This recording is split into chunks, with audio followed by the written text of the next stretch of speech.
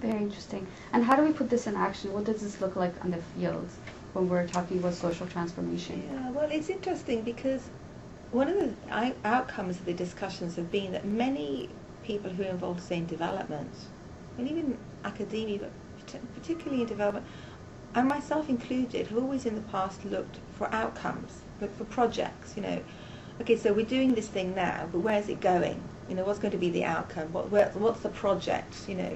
What are the indicators for success and so on? And I think one of the interesting things that we are learning it's that it's process driven. That by being involved in this discussion, it enables us to question more profoundly the construct of the society and the words we use and how we define them. And because of that, it makes us question our contribution and what we do. So we find then that even when we're discussing with people, in whatever setup, whatever situation, we are using language differently. We're changing the language we use. And also, it inspires us to do things. It inspires us to work with others, to collaborate in all sorts of different projects. And exactly the same question came up today. In the meeting we had this morning, this small group, we had this discussion. One of the ladies from Nepal was saying, okay, so where do we go now? What's happening with this? What's the project? We said, well, actually, the outcome is whatever happens as a result of the people who are here. And the lady from Malaysia was saying, well, we have a discussion here. I'm going to take the learning from this table and I'm going to take it back to Malaysia. And maybe a comment you said that you thought was just, insignificant might have a profound effect upon somebody else's understanding there that might even change a policy. And so I think that it's an interesting shift in our understanding of how change comes. Because we know actually, there's a lot of research on this, that real change in decision making in big companies and corporations comes from the interaction people have at the coffee area and in the corridor. It's because it's the person-to-person conversations that change the actions that people take. So I think that's where the change takes place. And also, because most of us here are the type of people who do stuff, we want to see change. So it will inspire us, the kind of events we organise, the kind of seminars we do, the kind of projects we support, how we interact with government agencies to make new projects work at the grassroots and so forth. So I think that's what's going to make a difference. Okay, great. Anything else that you wanted to share with us? Well, where do you begin?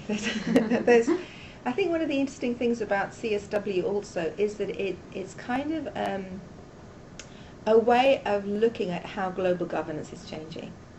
Because the role of civil society and structures such as the UN are shifting. And they've been shifting since 2000 and the Millennium Summit, which really was the first time that it appears that UN agencies really recognise the input of civil society. Then you have things like UN Security Council Resolution 1325, which again was highly motivated by the input of civil society agencies.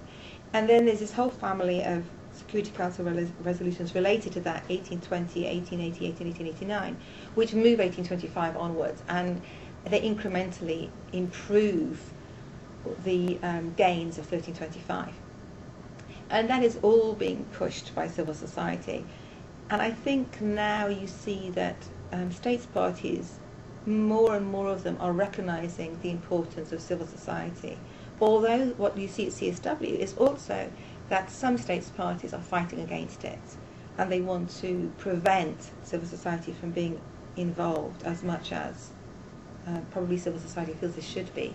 And then there is a tension that's here. And CSW this year, because of the renovation of the UN, the lack of space at Church Centre and so forth, has meant that there is an amazing amount of frustration among the NGO delegates who've come from all over the world. It's the largest commission. There's 8,000 people registered, about 3,000 people turn up.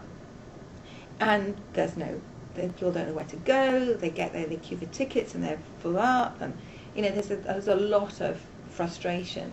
So I think what it's doing is it's really bringing to the fore some of the underlying challenges that face the UN system, and it may well do well for both the NGO, the departments of the UN and states parties to question where is this leading us, what is our learning from this, and how we can move forward. So That's interesting.